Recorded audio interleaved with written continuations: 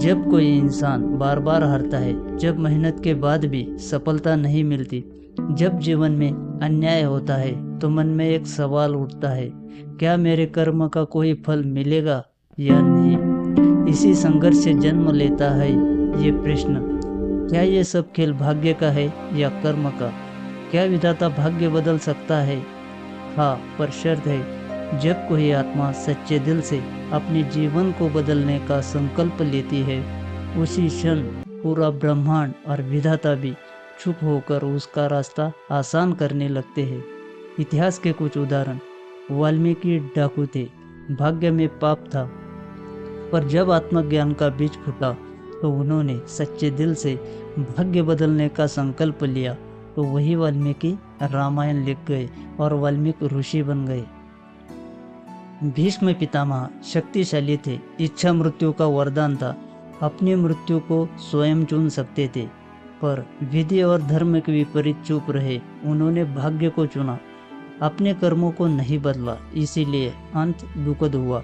स्वामी विवेकानंद निर्धन थे, कोई साधन नहीं था, पर भीतर ज्वाला थी, ईश्वर को जानने की और संसार को बदलने की।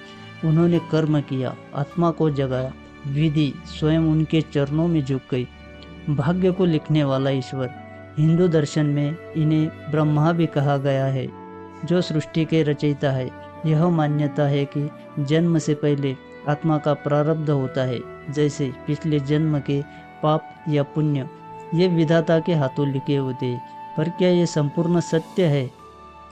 विधि क्या है? ब्रह्मांड का नियम, कर्म का सिद्धांत, जैसा कर्म वैसा फल। अगर बीज बबूल का बोया है तो आम नहीं मिलेगा। ये सब बातें हम बचपन से ही सुनते आ रहे हैं। अगर सच्चाई और ईमानदारी से जीवन जिया है तो देर से ही सही, लेकिन फल जरूर मिलेगा। विधि अटल है, यह न्याय का स्वरूप है। ईश्वर ने इसे एक न्याय की रेखा की तरह बनाया है। वास्तविकता, ईश्वर और नियम, ईश्वर न्याय करता है, पक्षपात नहीं। अगर हम मान ले कि ईश्वर हमारी मेहनत के बिना ही हमें दे देंगे, तो हम उस ईश्वर को अन्यायी मान रहे हैं। पर सच्चा ईश्वर ऐसा नहीं है। गीता में श्री कृष्ण कहते हैं, कर्म करो, फल की चिंता मत करो, क्योंकि फल तो नियम देगा, और वह नियम भी ईश्वर ने ही बनाया है। इसका अर्थ है, ईश्वर तुम्हारे कर्म के बिना तुम्हारे भाग्य को नहीं बदलता, पर तुम्हारे कर्म से ईश्वर तुम्हारे भाग्य को जरूर बदल सकता है। विधाता और विधि अलग नहीं है, वो ईश्वर है जो नियम भी है, और वो नियम भी ईश्वर के प्रेम से ही बना है। पर यह संसार कर्म का क्षेत्र है, यहाँ आपको ही चुनना है, हारना है या सीखना है। हर मोड़ पे चुनाव आपका ही होगा। दुख में रोना है या लड़ना है, सुख में हंसना है या अहंकार में जीना है।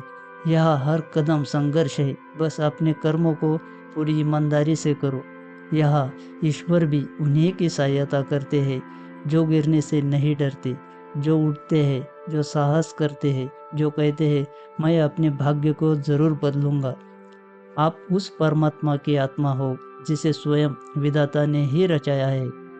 आप अपने कर्म से अपना भविष्य बना सकते हो, क्योंकि आप केवल लिखा गया भाग्य नहीं हो, बल्कि ईश्वर की न्याय का एक जीवित स्वरूप हो। आप जैसा सोचोगे वैसा बन जाओगे। द ट्रस्ट ऑफ गॉड, इस चैनल को मैं ईश्वर के चरणों में समर्पित करता हूँ।